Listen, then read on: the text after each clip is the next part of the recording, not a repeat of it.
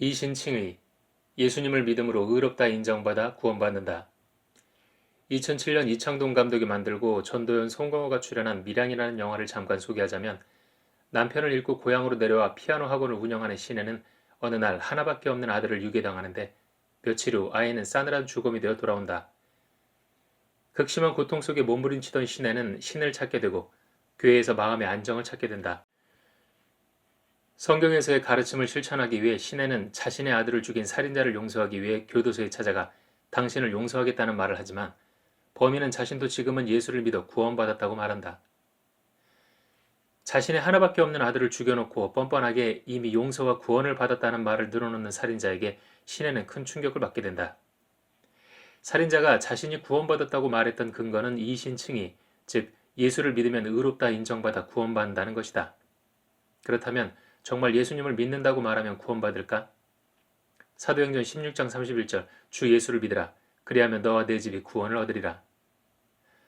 그러나 마태복음에서 예수님은 이렇게 말씀하셨다. 마태복음 7장 21절 나더러 주여 주여 하는 자마다 다 천국에 들어갈 것이 아니요 하늘에 계신 내 아버지의 뜻대로 행하는 자라에 들어가리라. 예수님은 입으로 하는 고백을 넘어 하나님 아버지의 뜻대로 살아가는 행동이 수반되어야 구원받는다고 분명히 말씀하셨다. 행동 없는 믿음은 가짜이고 거짓이다. 그럼 사도행전을 작성한 사도 바울의 주 예수를 믿으라. 그리하면 너와 내 집이 구원을 얻으리라는 이 말의 본래 의도는 무엇일까? 당시 제사장 율법사 서기관 같은 직업 종교인들은 예수님을 하나님과 상관없는 이단아로 취급하였다. 그래서 예수님의 말씀을 믿지 말라고 사람들을 선동하였다. 그러나 사도 바울은 예수님은 살아계신 하나님의 아들이고 예수님의 말씀은 하나님의 말씀이니 예수님이 하신 모든 말씀을 믿으라고 하였다.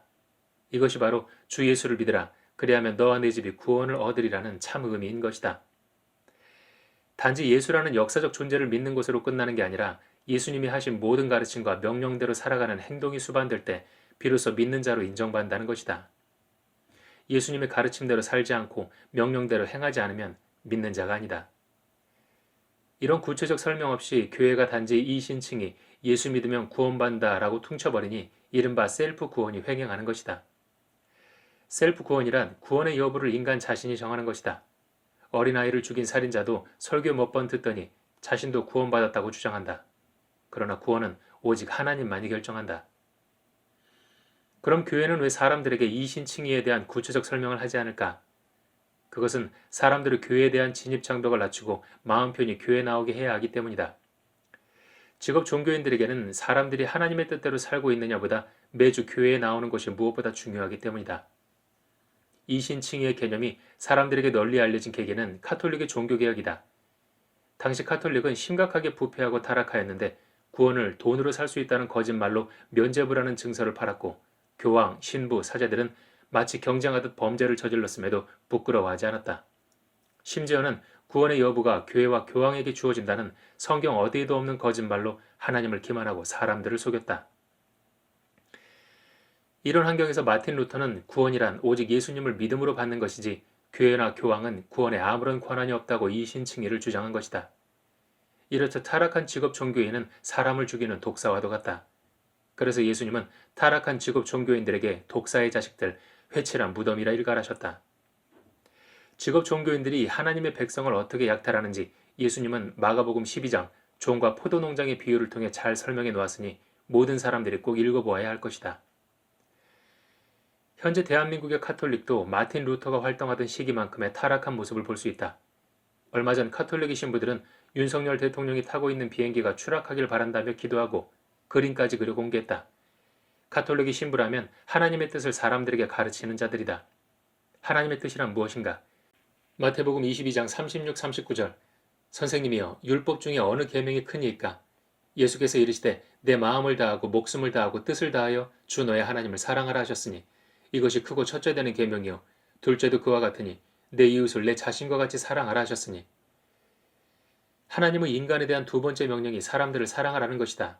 즉 하나님의 여러 가지 명령 중에 사람들을 사랑하는 것이 두 번째로 중요하다는 것이다. 이렇듯 하나님은 다른 사람들을 내 몸 아끼듯 소중히 여기고 사랑하라 하셨는데 하나님을 가르치는 신부라는 것들이 단지 자신과 생각이 다르다는 이유로 죽어버리라는 저주를 퍼부었다. 이런 타락한 신부들이 교회에서 설교할 때는 내 이웃을 사랑하라, 70번씩 7번이라도 용서하라며 예수님의 말씀을 인용할 것이 아닌가. 한 사람이 한 입에서 죽어버리라는 저주와 사랑하라는 말이 함께 나오는 것이다. 이것은 마치 어린아이를 죽인 살인자가 입으로는 어린이를 보호해야 한다고 말하는 것만큼 기괴한 일이다. 이것이 대한민국 카톨릭의 현 수준이다. 예수를 믿는다는 것은 입으로 증명되는 것이 아니라 하나님의 뜻대로 살아가는 삶으로 증명된다. 그리고 어떠한 사람이 하나님의 뜻대로 살고 있는지는 오직 하늘에 계신 하나님만이 알고 계신다. 그러니 교회 가서 찬송가 부르고 헌금 냈다고 자신이 구원받았다 착각하지 말고 하나님의 뜻에 집중하고 순종하여 완전한 구원을 이루어야 할 것이다.